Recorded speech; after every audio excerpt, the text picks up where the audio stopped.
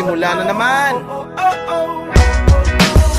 Magandang umaga, kaibigan.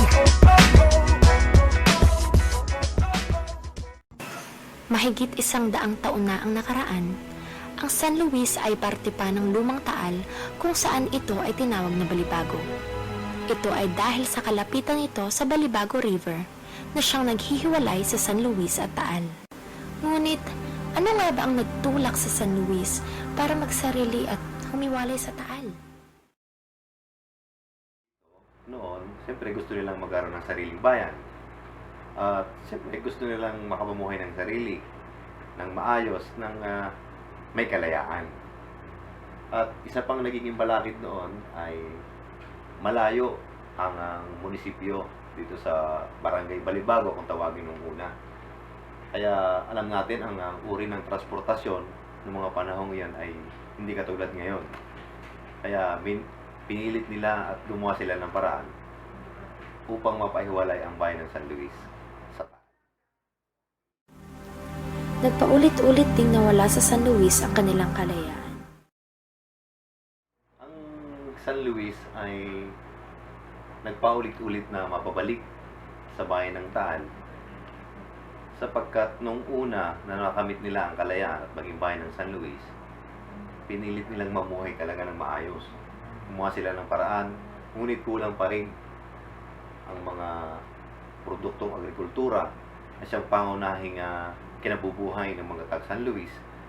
Kaya ito ang kadahilanan kung bakit laging nakukuha ulit ng bayan ng Taal ang bayan ng San Luis.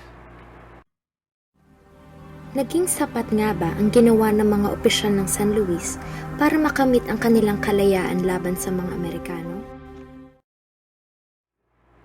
Hindi naging sapat ang tungkulin at gawain at mga proyekto ng mga dating opisyal ng San Luis, yung mga nauna. Kaya nasakop tayo ng mga Amerikano noong panahon yun. Pero may mga ilang tao na nanindigan upang huwag masakop ang bayan ng San Luis ng Amerikano. Kaya nakamit ulit ng bayan ng San Luis ang kanilang sariling kalayaan.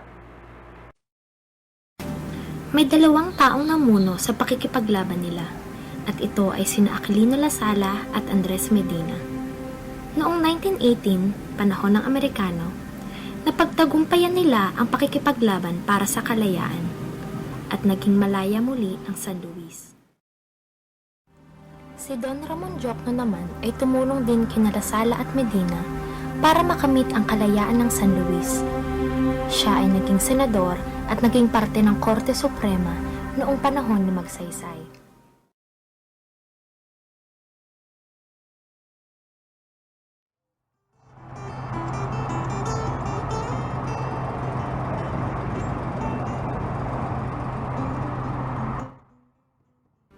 Noong panahon naman ng Espanyol, ang mga estudyante ng San Luis ay kinakailangan pang maglakad papuntang Taal para makapag-aral.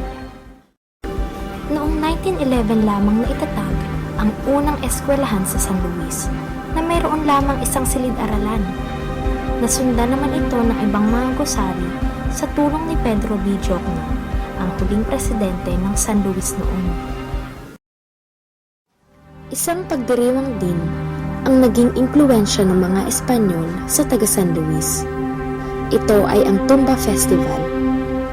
Ito ay naging tradisyon tuwing Undas kung saan gumagawa sila ng mga munting pagoda na gawa sa kawayan at may 5 kandila na galing lamang sa mga sementeryo.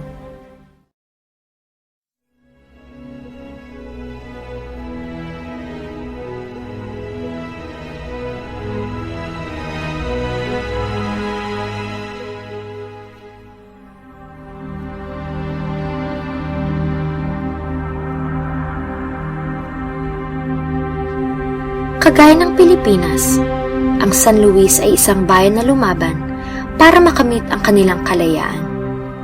Dumanas din sila ng iba't ibang kahirapan at problema bago nila nakamtan ang kanilang tagumpay.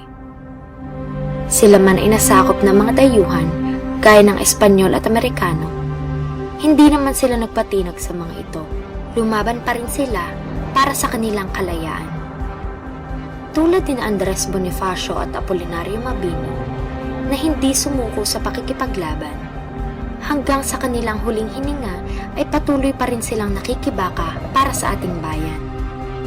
Ito ay isang dakilang patunay na hindi natitinag at nagpapatalo ang puso ng mga Pilipino sa kahit anong laban ng buhay.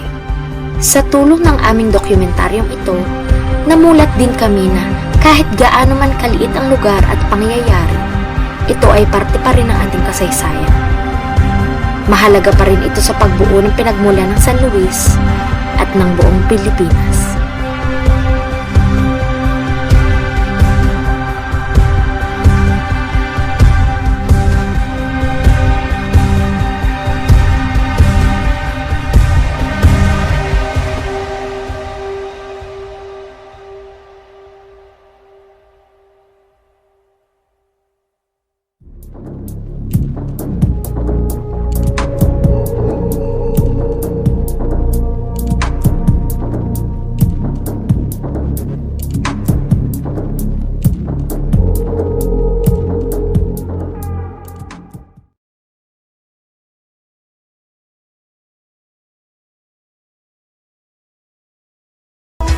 Eto na naman tayo bago simula. Huminga ng malalim, alisin na